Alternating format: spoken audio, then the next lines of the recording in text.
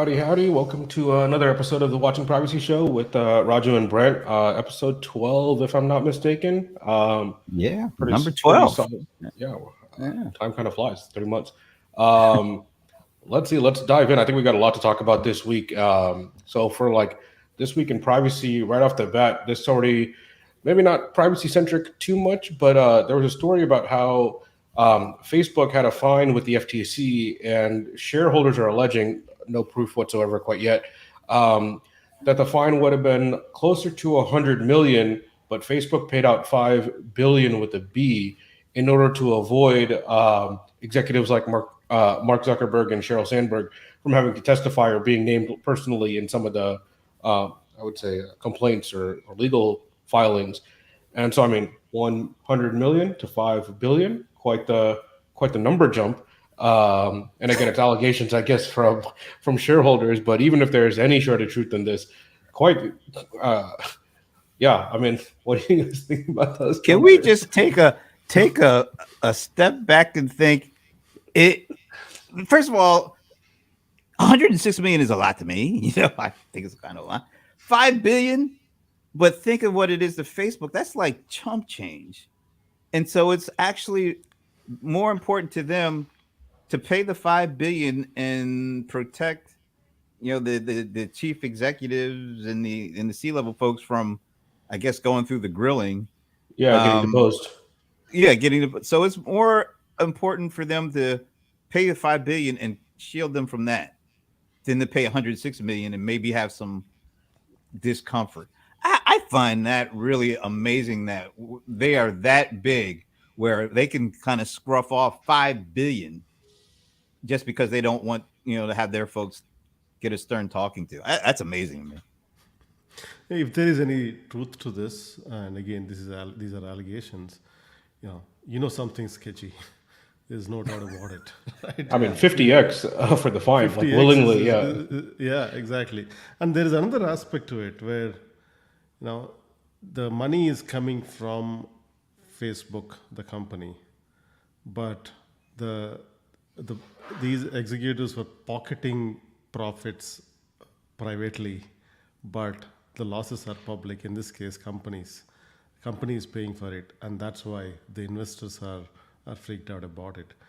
And unfortunately, this is pretty common in the industry, and that's a sad part, where executives profit from through their bonuses or whatnot. Shareholders to others are essentially screwed. And how many times have we seen it? But yet we haven't figured out a way to fix this, and that's the core issue here. I'm going to put this back up because I thought this was interesting. The alleged second lawsuit that Facebook's privacy controls are not operating with sufficient effectiveness to provide assurance to protect privacy.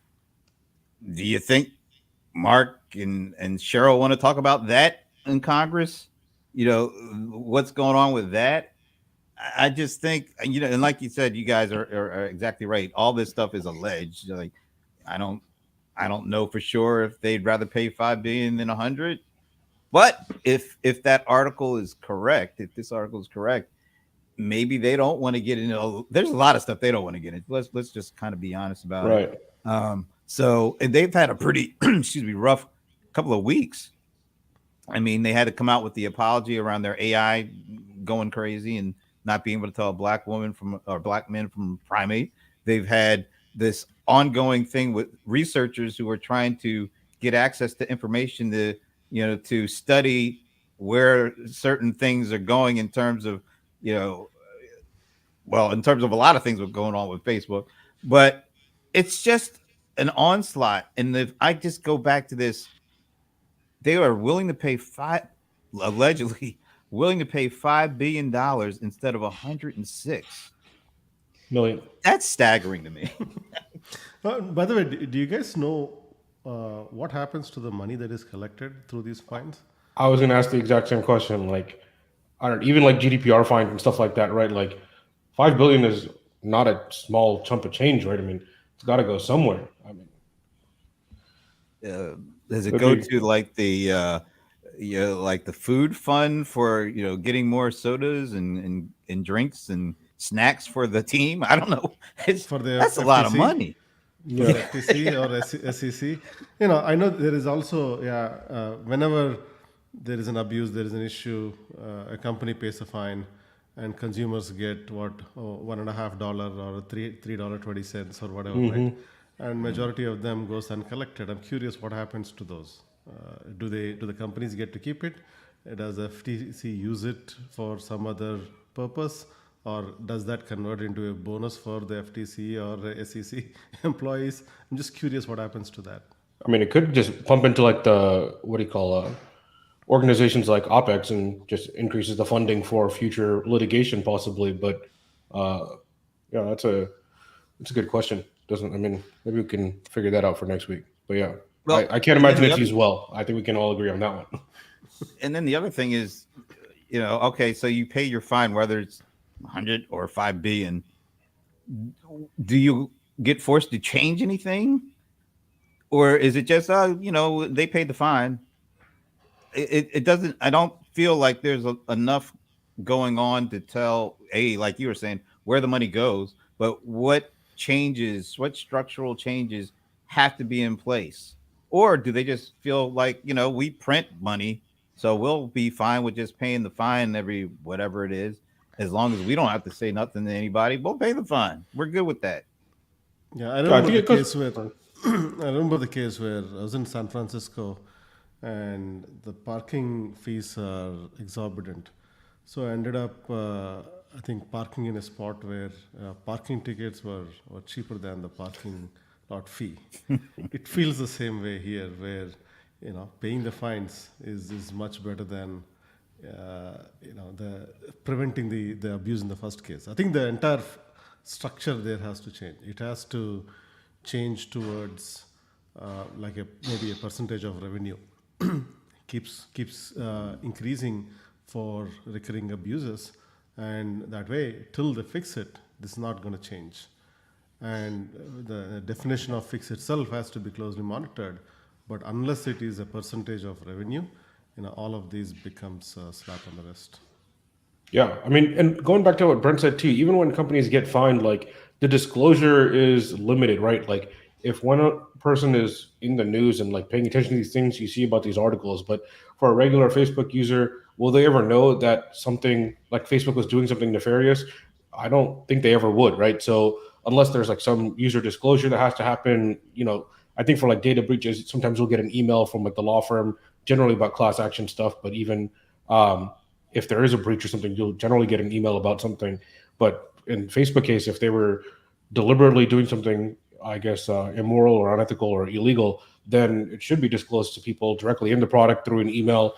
They'll send you a notification because your friend posted a picture of a cat, but won't send you a notification about some crazy thing like this. And I think it goes for like almost any industry. If you're getting in trouble with the law, the customers have a right to know about, what happened, what steps are being done to mitigate it. Is it just a cash fine and move on, or are we going to be able to see some sort of tangible changes within the product and then move forward with that? So hopefully, I would say future rulings would include some sort of disclosure concept to it. Otherwise, the average person has no idea, and like Roger said, it's a slap on the wrist and a cost of doing business, nothing more.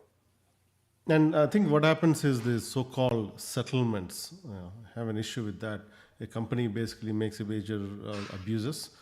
Someone sues, they settle. What does that mean? If I am the consumer, I'm affected. What does that settlement mean for me as a consumer? That thing has to be disclosed. Are they stopping the practice? No, each other exchange some money and be done with it. And nothing comes back to the actual consumers who are affected by it. Those are all issues that have to be addressed. It's not just paying a fine and moving on or going back to the business. It's bad when Tejas breaks out nefarious. Gotta watch out for that. I'm trying to use a new word every week. But not to mention on that front too. And now you made me lose my train of thought. I had something on what Roger was saying. Anyways, whatever. I'll save it for next time. Threw me off. The next topic to talk about is what's going on in Illinois. So I mean, Illinois did a really good thing. I thought they basically have a no facial recognition law in place. But then this article kind of talks about how like In Missouri, there is no such law. In Illinois, there is. And over the past couple episodes, we've talked a lot about how the internet would probably become a lot more decentralized country by country. But here we're even seeing privacy rights on a state by state basis as well. And so even just navigating, where is facial recognition okay, where is data, I would say, transparency okay, like California, Colorado, some of those laws that are out there. And then in this case, it's just kind of like, you could cross a state line and in some case be like just on a highway and have no idea what rights you're giving up by just driving through a state or being in that state, right? Um, I would argue that even if you sign up for a service as crazy as something like Facebook, at least you get terms of service whether you read them or not. But when you go state by state and then there's different collections and different rules and regulations in terms of how your privacy is going to be violated without having any kind of disclosure short of reading the laws before you go into that state, it kind of sucks, to be honest with you. I mean, it's good that some states take things more seriously than others, but it's also kind of not good because you don't really know what you're walking into and what you're giving up just by being in that state. I think, first thing you have to commend Illinois for adopting this. That's a good positive move, and particularly biometric and unfortunately, I mean, we have seen this particularly with facial recognition and whatnot. It's gonna be here unless we act on it, and it's gonna be present in pretty much any product. I don't think we haven't seen enough products yet, but it's a matter of time before Face ID or equivalent of that becomes the way your door is unlocked in your front door. So there'll be some locks that will be coming up for that. Maybe your car will unlock based on your Face ID, and all of these are as you enter your office building, your employer will use Face ID as this thing instead of carrying your knob or key or whatnot. So these are just various products that will come out as a where they end up using these biometric as an option. Now, is that okay? I mean, end of the day, it has to come from the employees buying into it, and they should have an option to opt out of it. I think those are critical pieces. But the reason Face ID and all of these work is, from a business point of view, betting on people's laziness is always a good bet. So if some technology makes people lazy, that's always a good bet from a business point of view. Because pulling out your credit card at a grocery store is I guess inefficient compared to just scanning your palm and then checking out, right? So that is where all these companies are betting on people's laziness, and that from their point of view, it's a good bet. Unfortunately, that you give up a lot of things because of that convenience. I'm starting to think, how certain states have a big piece of the incorporation puzzle, and like states like Delaware and Nevada, and maybe some of the states like Texas that don't have state taxes. Do you think we're going to get to a point where companies are going to look at privacy laws and regulations as a piece of the puzzle to determining where they decide to incorporate, because data is becoming so critical, and it's coming in all these different forms, and you can't even keep up with it. Now we got the biometrics, and each state is going to start creating their own rules and regulation and laws. Do you think that companies are going to start saying, we need to incorporate over here because they let us do anything we want with our customers' data? Whereas if we go over here, no, we're not going to be able to do that. I think that's where we are headed, Brent. Just like laws are better in some states, there are multiple angles to it. There the incorporation laws, then there are the taxation, and then there are these privacy laws and whatnot. There is going to be an equivalent of, say, Wyoming or a Nevada or a Delaware equivalent of privacy, where they'll be friendly towards companies that are maybe abusing the privacy. Well, I think those, depending on your business model, you may end up incorporating that. Unfortunately, that's where we are headed, and that also is can be applied globally. a European company will have to adhere to a stricter laws compared to, say, a US company or company from other countries, and that will also be at play. And they'll be doing it for, say, competitive reasons, to drive business, to whatnot. But I think we are entering that world where the walls will certainly come up between the states or between the countries, which means the water, or in this case, the companies will flow towards states and countries that are friendly to their business model.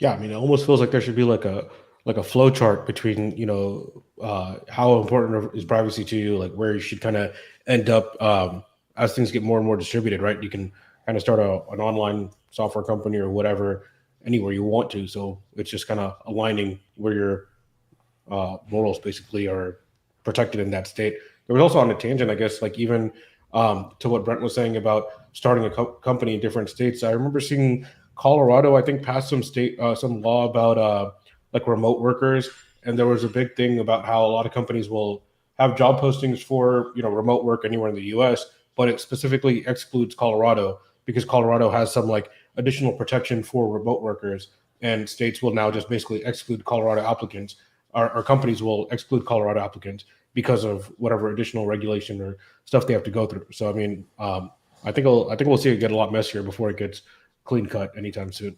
So, and if you look at that article, why they adopt such biometric things, there are some certainly use cases for it where when there is an abuse, you get to recognize the abuser and then go with it. But this is always the case where the abuse is always, in most of the cases, it's a single digit percentage, but then you're punishing 95% of the people because there is an abuse by a small percentage. This always happens in across various industries out there. You're punishing the majority because of a minority, and this has been an issue. And biometric laws and biometric recognition, they make the case using the minority as an example and use that as a reason to abuse the majority's freedom. Yeah, and then even on that quote that you had up there last time, the whole aspect of like David and Goliath fight seems like a probably underreported thing. But as a concerned citizen, maybe one or two people, a small organization, if you find someone violating things, are you really going to go up with the Fortune 10, Fortune 50, Fortune 5,000, even companies' legal squad, right? You're going to get crushed every single time. And why is that onus on the private citizen to like bring litigation or bring attention to an issue? It's just not worth the effort, right? Like you're better off just not using the service and then quietly, going about your way. And so hopefully, FTC or government can come up with some better maybe protections for these allegations, because I think the big companies know that, who can go toe to toe with us in a legal court. Not a lot of people, right? There's like the top 5 tech companies, and then probably a pretty big drop off in terms of how much money they're willing to spend to defend themselves or to litigate an issue. So, hey, we know that they're willing to pay $5 billion over $100 million if it keeps them from having to talk. So, imagine what the lawyers made out with. We got to see. So I guess there is a need for a startup for that. That's a startup idea, Tejas. There you go. So, and that will get a bunch of investment, and it'll become. I bet that'll become a unicorn in 4 months.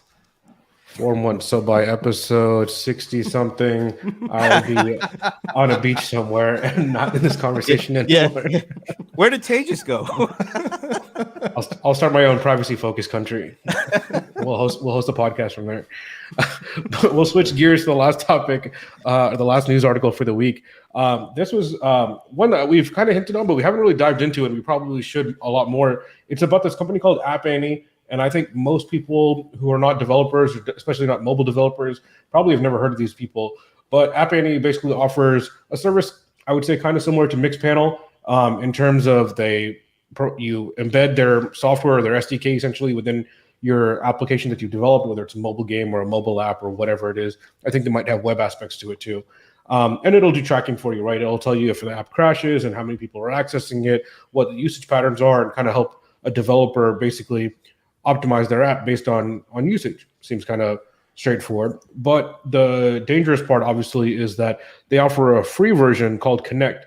And developers can use it. And by using that free version, to see all the analytics of an application, what's actually happening is all the data from the application developers' users is being sent back to App Annie and then being bundled together and then sold off as aggregate data to a bunch of different companies. And so in general, I guess developers are going to use free tools because naturally they're going to be cost conscious, and there's nothing wrong with that. But as they say, like if the tool is free, then you're paying one way or another.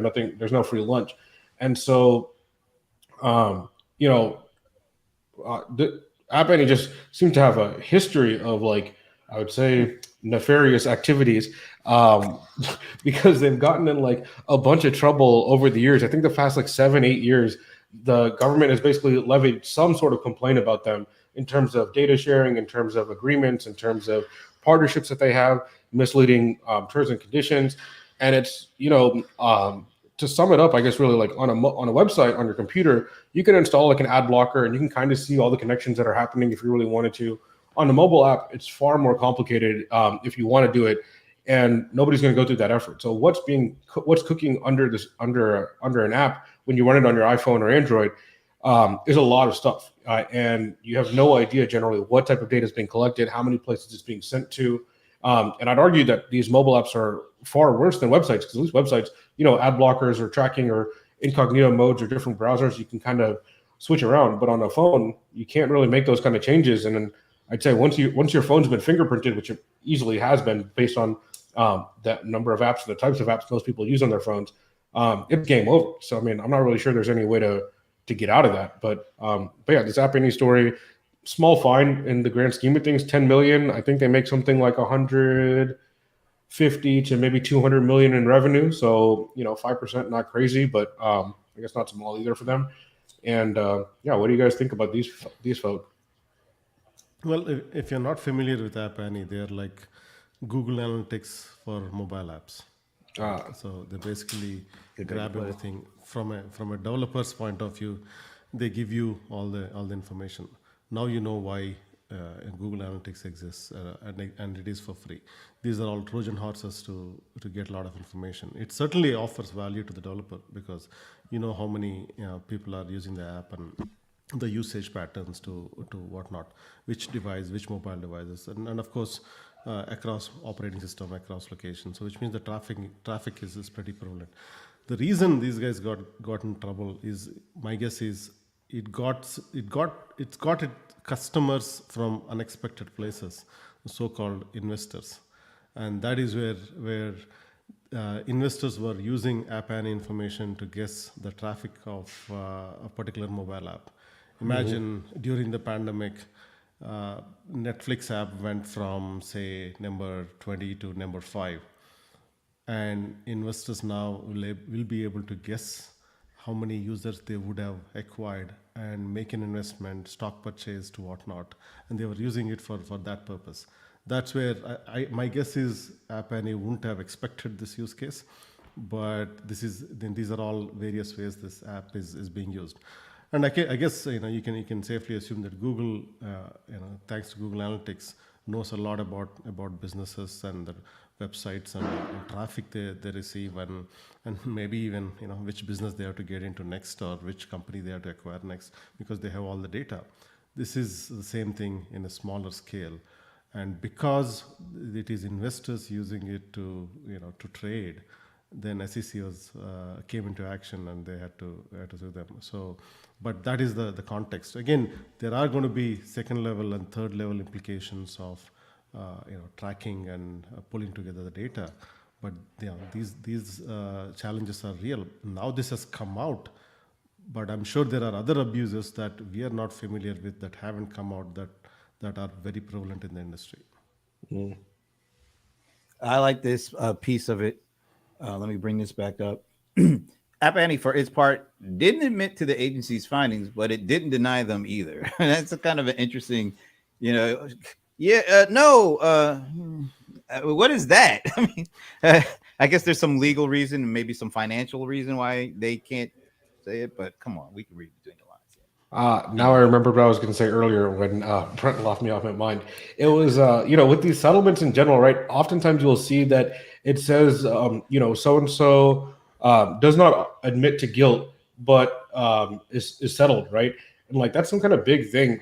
And it kind of blows my mind because like a company will go through hoops to basically get that line that says, the company is not admitting guilt.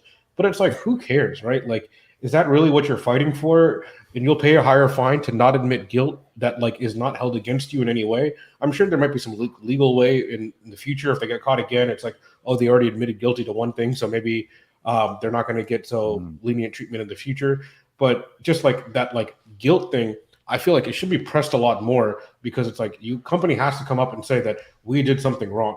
And right, we got in trouble, we got caught, we did something wrong, we apologize, right? That's arguably the most like human aspect of doing anything wrong, whether it's ill intentioned or well intentioned that just didn't work out well. It's fine either way. Just be like, we screwed up. I'm sorry, and here's the fine to make up for it, and we'll do better next time, hopefully. Or even in PR speak, it seems like a good idea, just from a PR angle alone. What does humanity have to do with the law? I mean, come on now. It seems like a simple like moral win. Like I don't know why you wouldn't press that a little bit more. It seems like it would be a win-win. If a company is willing to pay $5 billion instead of $100 million for not having to get on, and have to go under oath and tell the truth, answer questions, yeah. I think we kind of know what the deal is. It's pretty amazing, but you're right. It's pretty amazing. All right, let's dive into main topic of the week. Kind of pretty adjacent, I think, to the App Annie story as well.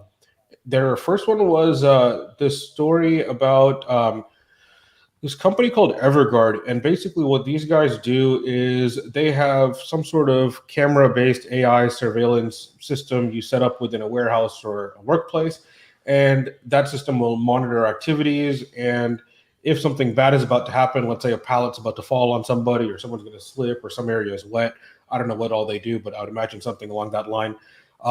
Workers can wear some sort of like wristband basically and get notified about some potential workplace hazard, and then hopefully save themselves from getting hurt, getting in trouble, doing something along those lines.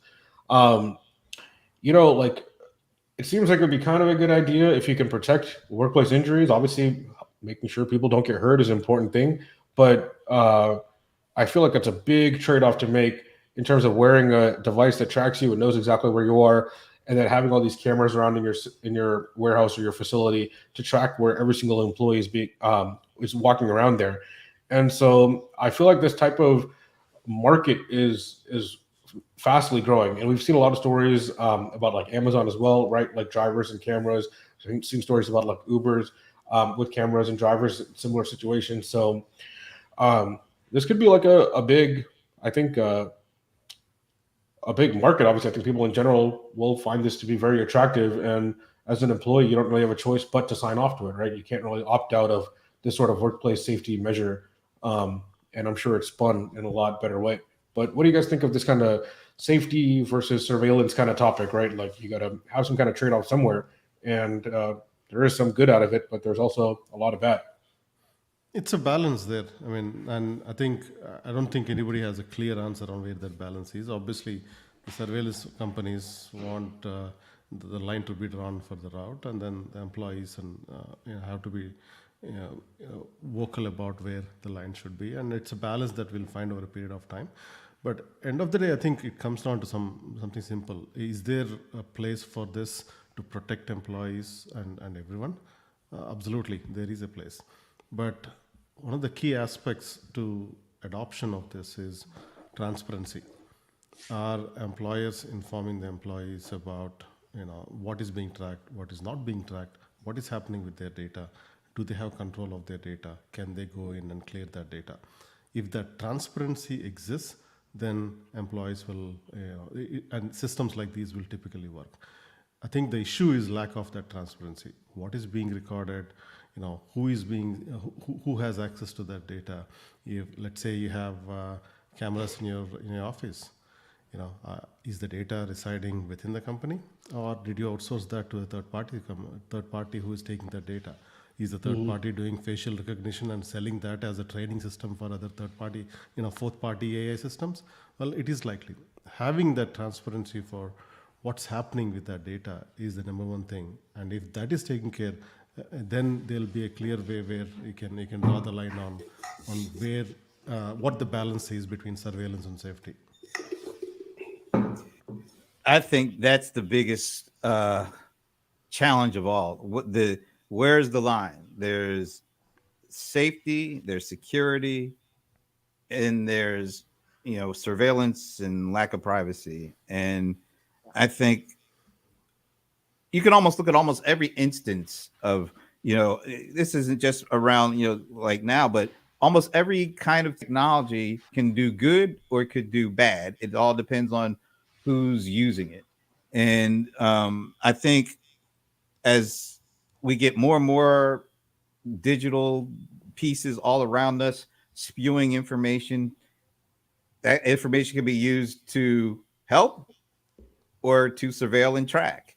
And that's why I think it is important for some form or some level of legislation, some rules, some regulations has to be applied, and not by each state.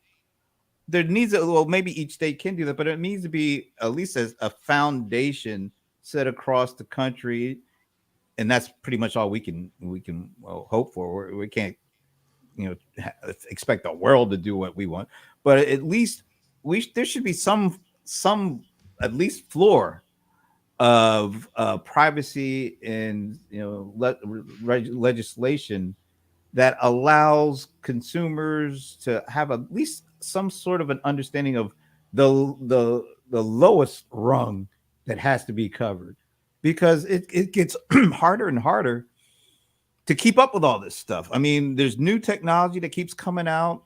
It's applied in ways that even the folks making the technology never dreamed of, because once they make it, it gets into the hands of the masses, and the masses can do all sorts of interesting, creative things that the individual creator never imagined his technology or her technology could do.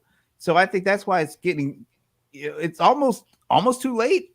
I hope it's not too late, but I think it's important, because as this stuff rolls out to more people and more technologies are created that allow crazy things to be done that we didn't dream of even a few short years ago, there has to be some way that we as humans at least know certain things, certain lines won't be crossed, or else there's no way that we can have our lives as at least a certain level of privacy to our own lives before everything gets out there. Yeah, I think, and particularly, I think we are still in the early stages of it. That balance is critical. Take say Tesla's FSD, for example. They surveillance to some extent is needed there, and then safety. We know when everything works, the safety part of it. It will be safer in the long run. And because this is still in the early stages, we cannot 100% rely on the system. And as an industry, we are still in those early stages.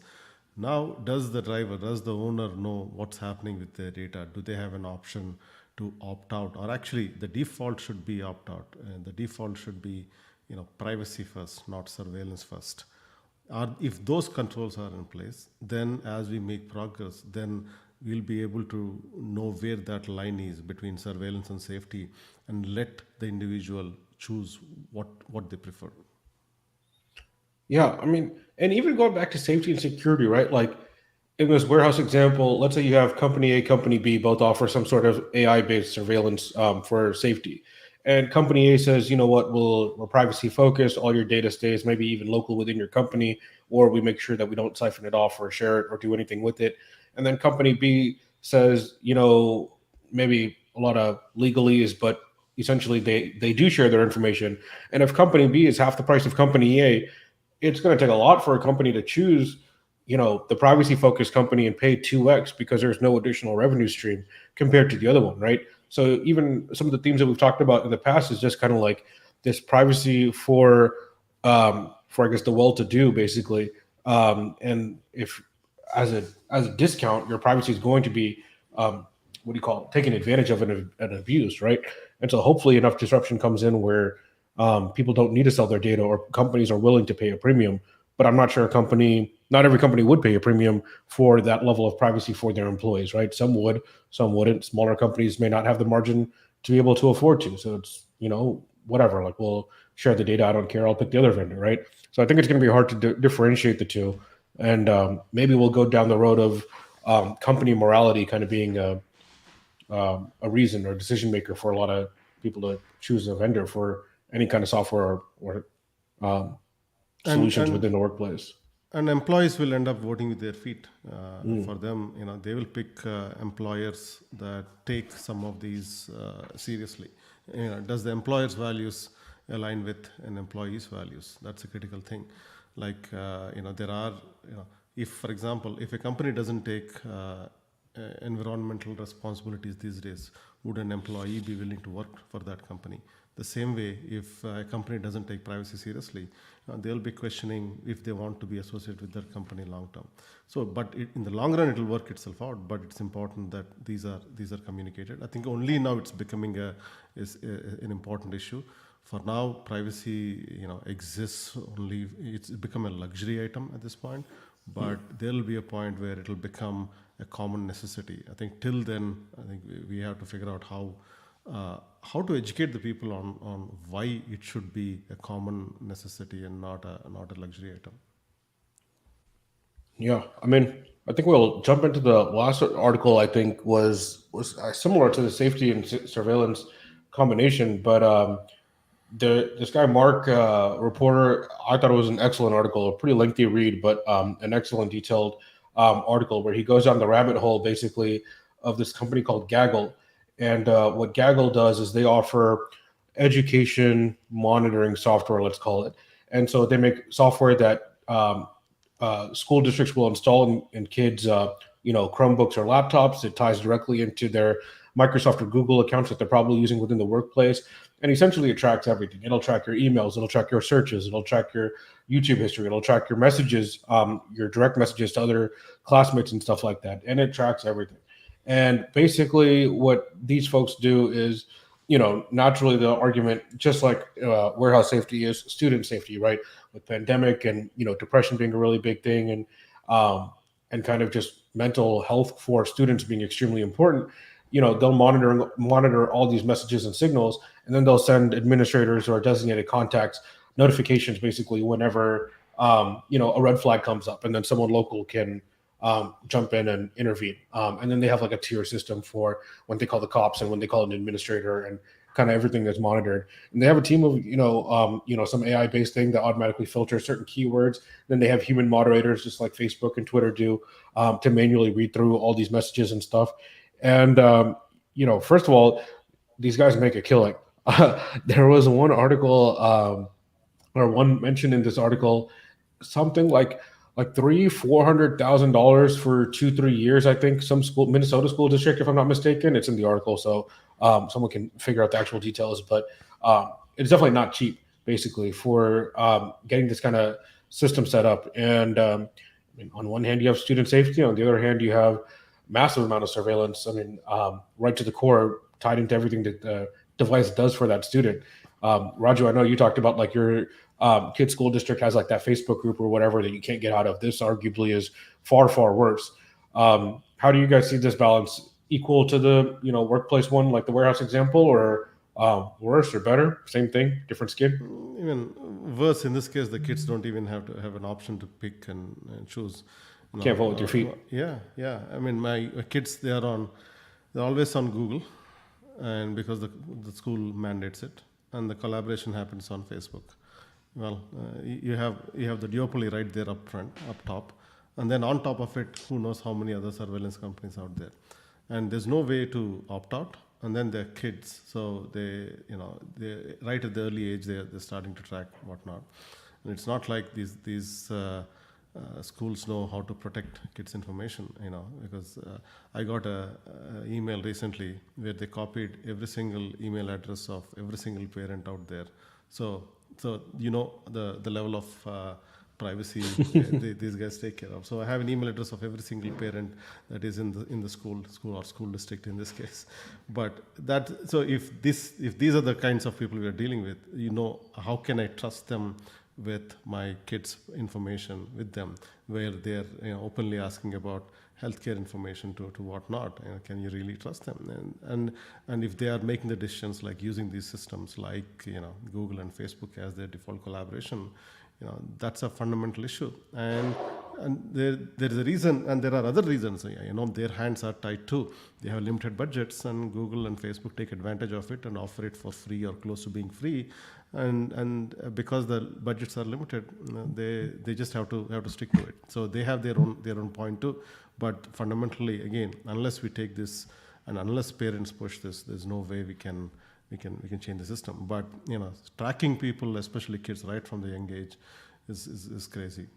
I mean, the last part you said is probably I would say one of the worst things, because Google and Microsoft have this duopoly, especially in just kind of email productivity collaboration, kind of for the most part. Both are massive market share leaders, and when you indoctrinate these students basically at the youngest of ages, elementary school, and you're introducing them to Google and Microsoft services from that very young age, you've basically got them now for life. One, you're building a profile on them, which is great for future.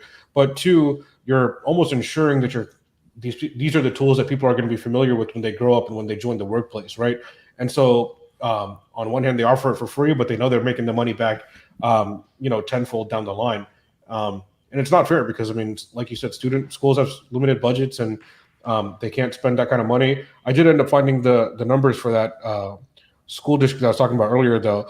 So Minneapolis school district spent 350K on a partnership with this Gaggle company until 2023. So a 3-year deal at 355K, and then that included 65K in like federal relief money that came through as well. But even then, 350 over 3 years, 100K a year for this kind of software, not cheap by any means. And so they will pay a premium on this. And arguably, if a school district doesn't implement a software like this, then if something happens, God forbid, to a student, and if I was a parent, I'd probably be like, well, how come you don't have stuff like this in place to keep track of stuff, right? So I could see them kind of being stuck between a rock and a hard place on this pretty easily. Let me do this. Let me first of all bring myself back in here, and then Welcome. let's go to this. I'm just gonna read these because the slide is a little bit blurred with the export that took place, but it says that tools like Gaggle have become ubiquitous in classrooms across the country, according to the forthcoming research by DC-based Center for Democracy and Technology. In a recent survey, 81% of teachers reported having such software in place in their schools. Though most students said they're comfortable being monitored, 58% said they don't share their true thoughts or ideas as a result, and 80% said they are more careful about what they search for online. So once again, we're this stuff, it's controlling kids in the way that kids are. Remember when we were kids, we weren't afraid of maybe that was naivety, but we just weren't afraid of our every move being documented and kind of used against us and shared with all sorts of third party companies. We have nothing, no relationship at all, but because these companies want to get in our heads and sell us stuff or do whatever. Now you got these systems that, let's say it is meant originally, the main purpose was for good intent, but we see this is like a recurring theme every time. Maybe it's there's too many good looking cookies in the cookie jar, and we meant to take just one cookie and we can't help ourselves. We're just grabbing the whole stash and pulling it out, and we all know that's not a good thing for anybody. And it just seems like, Tejas, you asked about, is this worse than the employees? I think this is worse because it's kids, and that's the main thing. We're adults. We would like to not have certain things happen to us, and we would like to have more control over or certain things.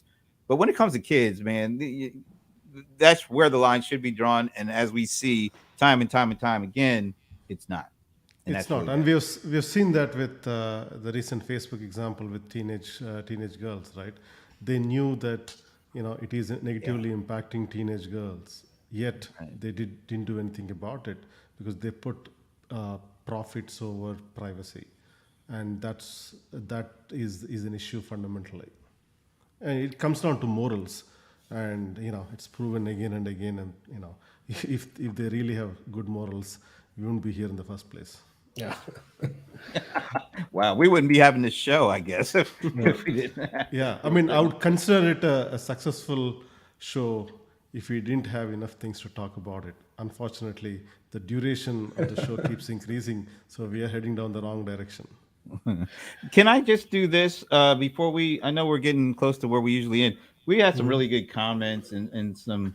I mean, Smoking Cat was really smoking because they were throwing some good comments. And first of all, thanks for the congrats to us. We just want to make sure we're providing a lot of good information and some insight. But you had some really great comments here and some questions, and we unfortunately I think we're kind of out of time, but maybe there's a way that we could follow up or do something, maybe a quick answer that we could put out there, because yeah, the Smoking Cat and Thomas, who's a member of the CRM Players Happy Hour crew, thanks for the for your thoughts and comments as well. It is, I think, these couple of topics that we've had today, they just hit home in a number of ways to pretty much anybody at this point. Yeah, and I think Smoking Cat makes a good point. You should talk about the available solutions here. Why aren't we protecting people, and what are the options? Right. I think those are important. I think one of these segments we have to really talk about it. The it is it is becoming a cat and mouse chase at this point. Certainly, the surveillance companies are way ahead because there are hundreds or thousands of PhDs working to basically to figure out how to screw people, and I mean that's essentially what's happening. And at some point, they have to look in the mirror and say, is this the purpose of my so all the smart people went into earlier all the smart people went into finance, so we got financial products. Now all the smart people are going to surveillance, and we are getting surveillance products. And and now they are ahead. Now how do we fix it? Some of it takes legislation, some of it takes people's education, and there has to be a mass pushback, and that's where we are.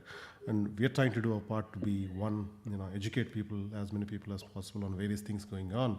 And even it's hard for us to keep up, but this is an important, extremely important topic, and we have to be at it. And it takes a village to basically get through this. Yeah, this might be the only series where you want it to end sooner than later, but like it's gonna keep dragging on longer and longer. So the less privacy violations we have to talk about, the better. So we want these shows to be, 5 minutes, we're here, nothing new happened. Let's all be happy, but unlikely in the near future. But yeah, I guess we wrapped up on time. So we'll call like, share, subscribe as the most important thing to do, and see you again next Friday. All right.